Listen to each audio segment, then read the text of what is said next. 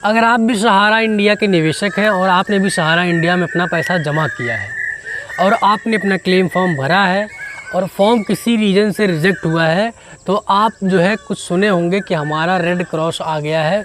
इसका क्या मतलब होता है? जी हाँ दोस्तों, अंडर प्रोसेस आता है, डिफिशिएंसी कोड आता है, मैच्योरिटी आर नॉट कंप्लीटेड आता है, या और तमाम तरह के इशूज़ आते हैं। आधार नेम मिसमैच आता है, सोसाइटी के सदस्य ने ऐसा मैच आता है। लेकिन रेड क्रॉस अंडर प्रोसेसिंग जो आता है उसका क्या मतलब होता है और इसका क्या सलूशन होता है? काफ़ी लोगों से आपने सुना होगा कहते हुए, लेकिन इसका सटीक जवाब कोई नहीं दे पाया होगा, ना आप संतुष्ट हो पाए होंगे कि भैया रेड क्रॉस आ गया है, इसका क्या मतलब है। चलो, पेमेंट एलिजिबल आ रहा था, अंडर प्रोसेस आ रहा था, डिफिशिएंसी आ रहा था, आधार नेम मिसमैच आ रहा था, ये सब सारी चीज़ें तो समझ में आ रही थी। लेकिन रेड क्रॉस नई समस्या क्या आ गई है? ना इस पर कोई सही से वीडियो बना रहा है, ना सही इन्फॉर्मेशन हम तक पहुँचा रहा है। आखिर हम करें तो करें क्या? दोस्तों, अगर आप सहारा इंडिया निवेशक हैं तो कंप्यूटर ज्ञान चैनल आपके लिए बहुत इंपॉर्टेंट है। इस पर हम सहारा इंडिया से जुड़े सभी टॉपिक पर वीडियोस बना चुके हैं ऑलरेडी, और आपके डिमांड पर लगातार वीडियोस बनाते रहते हैं।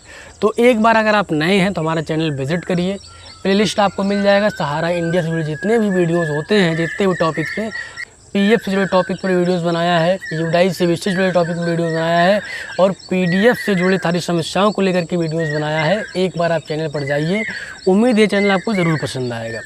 फिलहाल बात को ना खींचते हुए चलिए आज का वीडियो शुरू करते हैं और समझते हैं कि अगर आपका Sahara India claim status red cross under process आ गया है तो इसका सीधा सा मतलब क्या है और इसका सलूशन क्या है।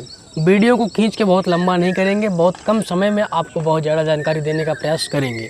तो चलिए समझते हैं, अगर रेड क्रॉस अंडर प्रोसेस आता है तो उसका क्या मतलब होता है। दोस्तों, इसका मतलब यही होता है कि आपको जो क्लेम फॉर्म आपने जो क्लेम किया है वो रिजेक्ट नहीं हुआ है और आपका क्लेम अप्रूव भी नहीं हुआ है। यानी कि ना आपका फॉर्म रिजेक्ट हुआ है, ना आपका फॉर्म अप्रूव हुआ है, बल्कि कि आपका जो फॉर्म है वो चेकिंग में है या फिर अंडर वेरिफिकेशन में है। ठीक है, ये डिसीजन अभी पेंडिंग है।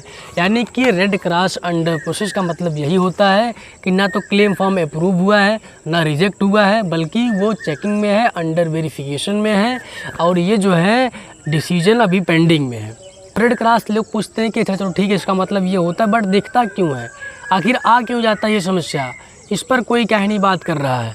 तो भाई कि डॉक्यूमेंट की वेरिफिकेशन चल रही है, बॉन्ड रिसिप्ट की क्वालिटी चेक हो रही है, बैंक डिटेल्स मैच हो रही है, सोसाइटी रिकॉर्ड से डाटा क्रॉस चेक हो रहा है, क्लेम अभी पेमेंट बैच में नहीं गया है इसलिए क्रॉस दिखता है।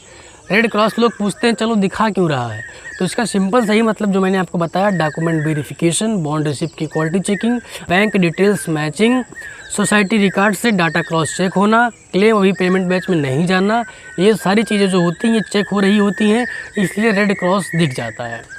अब रेड क्रॉस के बाद अगर कोई इशूज़ आ जाता है तो आपका डिफिशिएंसी हो जाएगा, या अंडर प्रोसेस हो जाएगा, या कोई और रीज़न दिखा के आपका क्लेम फॉर्म रिजेक्ट कर दिया जाएगा, जिसके हिसाब से आपको रिसबमिशन करना पड़ेगा। लेकिन अगर पास हो गया तब आपका पेमेंट एलिजिबल में चला जाएगा, जिसके बाद आपका सीधे सहारा इंडिया का पैसा मिल जाएगा। इसमें कितना टाइम लगेगा, अब इसको आगे चलिए समझते हैं। अब ये लोग पूछते हैं कि रेड क्रॉस मान लीजिए हमारा आ गया है, बट ये रहेगा कितने दिन तक ये सही हो सकता है। तो इसका कोई फ़िक्स टाइम नहीं होता है। देखा जाता है कि 15 से 30 दिन लग जाता है, 45 से 90 दिन लग जाता है। इसके बाद स्टेटस आ तो आपका पेमेंट एलिजिबल हो जाएगा, या डिफिशिएंसी या रिसबमिशन हो जाएगा। जैसा कि मैंने आपको बताया कि रेड क्रॉस अंडर प्रोसेस के बाद या तो आपका पेमेंट एलिजिबल में चला जाएगा, या रिसबमिशन डिफिशिएंसी में चला जाएगा। अगर पेमेंट एलिजिबल में चला जाता है तब आपका सहारा इंडिया का भुगतान हो जाएगा। पेमेंट एलिजिबल का सीधा मतलब यही होता है कि आपका क्लेम फॉर्म अप्रूव हो चुका है, वो रिजेक्ट नहीं हुआ है, बस पेमेंट के डेट नहीं डिसाइड होती है। पेमेंट का एलिजिबल ये मतलब होता है, और रिसबमिशन का मतलब ये होता है कि आपका फॉर्म किसी रीजन से रिजेक्ट हुआ है, जिसको आपको चेक करके फिर से रिसबमिशन पोर्टल पर अपना क्लेम फॉर्म सबमिट करना है। ठीक है, तो रेड क्रॉस का मतलब यही होता है, इसलिए दिखाता है, और लगभग 45 से 90 दिन लग जाता है, 15 से 30 दिन भी लग जाता है। इसका कोई फिक्स डेट नहीं है कि हाँ इतने डेट में आपका फॉर्म जो है वो अप्रूव हो जाएगा और मिल जाएगा। ठीक है, अब अगर हम ये कहें कि इम्पोर्टेंट क्रॉस मतलब इसके रेड क्रॉस के मतलब बारे में अगर कुछ ऐसे पॉइंट्स हैं जो रेड क्रॉस के बारे में हैं जिसको आपको समझना बहुत ज़रूरी है। जैसे अगर आपका रेड क्रॉस दिखा रहा है तो इसका ये मतलब बिल्कुल नहीं है कि आपका फॉर्म रिजेक्ट हो गया है, पैसा आप नहीं मिलेगा या दोबारा अप्लाई करना नहीं है।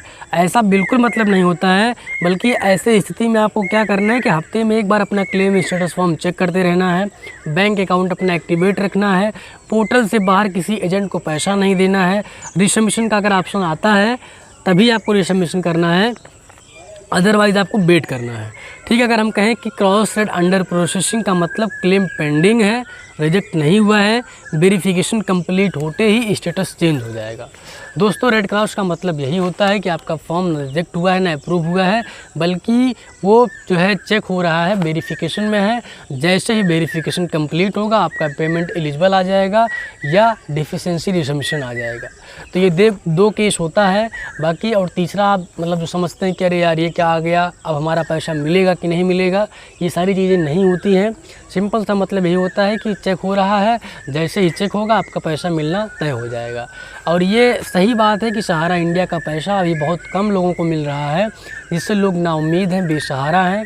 क्योंकि सहारा इंडिया का सपना दिखा करके लोग जो है नेता मंत्री आते हैं, चुनावी माहौल में वोट ले जाते हैं, हमारे वोटों से नेता बन जाते हैं।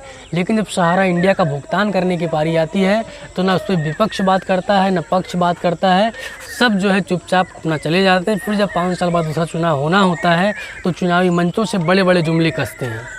लेकिन जो ग्रामीण के निवेशक हैं, जो बहुत ज़्यादा शिक्षित नहीं हैं, पढ़े लिखे नहीं हैं, उनको यही चाहिए कि जब आपके द्वार पे कोई आए तो आप उनसे सवाल करिए। ये आप वोट तो मांगने चले जाते हैं लेकिन हमारे जो मुद्दे हैं उसको आप नहीं उठाते हैं, इस पे आप बात नहीं करते हैं। आप हमारे जो है मुद्दों को उठाइए, हमारी परेशानियों को दूर करिए, तभी हम आपको वोट करेंगे।